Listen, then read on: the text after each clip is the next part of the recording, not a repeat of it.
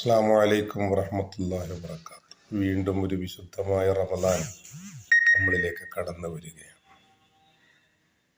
ആ റമദാനിനെ ഏറ്റവും നല്ല നിലയിൽ സ്വീകരിച്ചുകൊണ്ട് അതിൻ്റെ പുണ്യങ്ങൾ മനസ്സിലാക്കി ഓരോ നിമിഷങ്ങളും ചെലവഴിച്ചുകൊണ്ട് നമുക്ക് ആ റമദാനിനെ ധന്യമാക്കണം.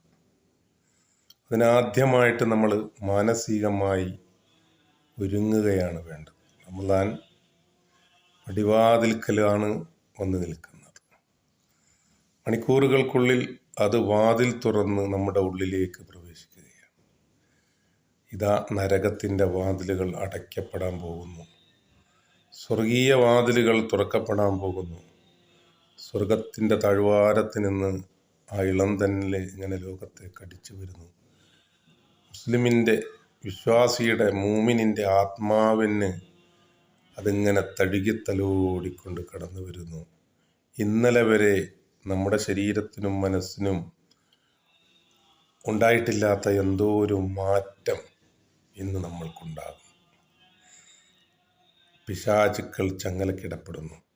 റമദാൻ ഒരു സത്യവിശ്വാസി ആത്മീയമായ ഒരു വലിയ മാറ്റത്തിനും അള്ളാഹുവിലേക്കുള്ള ഒരു യാത്രയിലേക്കും അവനെ കൊണ്ടുപോകുന്ന ഒരു വിശിഷ്ടമായ സമയം. അള്ളാഹു നമുക്ക് തന്ന് അനുഗ്രഹിച്ച വിശിഷ്ടമായ മാസമാണ്. അതിന് ഏറ്റവും സുന്ദരമായ ഏറ്റവും നല്ല രൂപത്തിൽ അതിൻ്റെ മണിക്കൂറുകൾ നമുക്ക് ചെലവഴിക്കാൻ അള്ളാഹു തൗഫീഖ് ചെയ്യട്ടെ. ഈ റമദാനിലെ ഏറ്റവും പവിത്രമായത് നോമ്പാണ്. അസ്സൗമു ഇബാദത്തുൻ ലാ ഇബാദത്ത്. നോമ്പ് അള്ളാഹുവിൻ്റെ മാത്രം.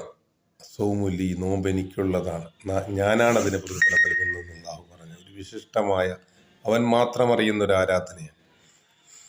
അത് ഇബാദത്താണ്, ആദത്തല്ല, അത് ശീലമല്ല. നമ്മൾ ചെറുപ്പം മുതലേ നോമ്പനുഷ്ഠിക്കുന്നത് പോലെയുള്ളൊരു നോമ്പ് അനുഷ്ഠാനമല്ല, ഇബാദത്താണ് എന്ന് നമ്മൾ മനസ്സിലാക്കുക. രണ്ടാമത് നോമ്പ് തുറപ്പിക്കുക. നോമ്പ് തുറപ്പിച്ചാൽ, ഒരാളെ നോമ്പ് തുറപ്പിച്ചാൽ ഒരു നോമ്പ് കൂടി നോറ്റവൻ്റെ പ്രതിഫലമാണ്. അപ്പോൾ ഒരാളെ നോമ്പ് തുറപ്പിച്ചാൽ ഒരാൾക്ക് 2 നോമ്പിൻ്റെ പ്രതിഫലമാണ്. 10 ആളെ നോമ്പ് തുറപ്പിച്ചാൽ ഒരാൾക്ക് 10 നോമ്പിൻ്റെ പ്രതിഫലം. 30 ദിവസം കൊണ്ട് 300 നോമ്പ് തുറപ്പിച്ച പ്രതിഫലം 30 ദിവസവും 10 ആളുകളെ തുറപ്പിച്ചാൽ കിട്ടും. നന്മകൾ ധാരാളമായി ചെയ്യാൻ തൗഫീഖ് നൽകട്ടെ. എല്ലാവരും ദുആ ചെയ്യുക, പരിശ്രമിക്കുക. അല്ലാഹു ഖബൂൽ ചെയ്യുമാറാകട്ടെ. അസ്സലാമു അലൈക്കും.